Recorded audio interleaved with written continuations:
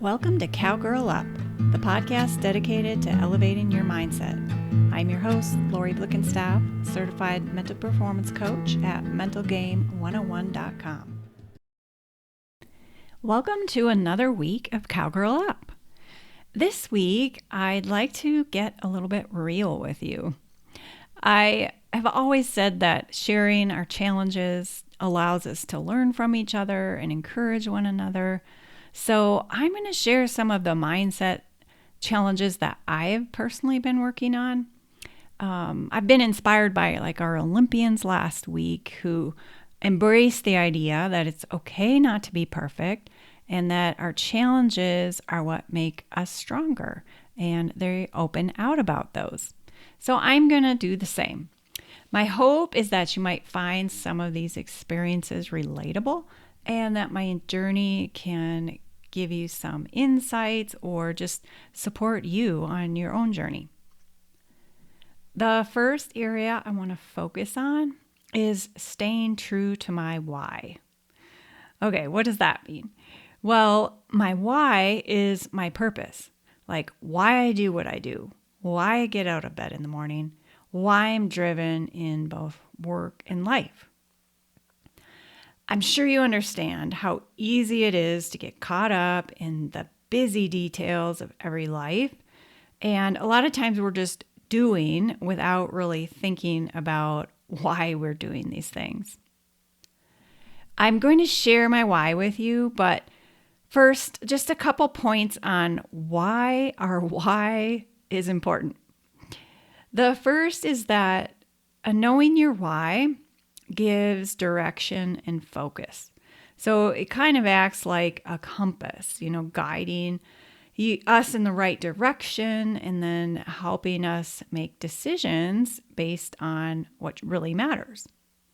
The second is that it can give a little extra motivation and drive. So when you have a strong sense of purpose, it just makes you more likely to persevere if you do come up against challenges or setbacks, and keeps you going. Another is resilience. So when you know your why and you have to face obstacles, your purpose can kind of help you stay grounded and then committed, and then ultimately just help you bounce back faster. And then the last benefit of a why is the satisfaction. It kind of brings a sense of meaning to those daily activities, especially the repetitive ones that we're maybe sick of doing, and contributes just to our overall fulfillment. Okay, so you're probably on board with me thinking that, yeah, that sounds like a powerful tool is to have a why. Well, my why, so it's kind of a journey, imagine that. But for a couple years, I had been praying, at least a couple of years, just praying for a change. I was burnt out on my career of 17 years, and I really wanted to do something new and mostly something that made a difference. And as I was praying, my two criteria, I just had two, but they were that I wanted to help others and I wanted to be passionate about the work I was doing.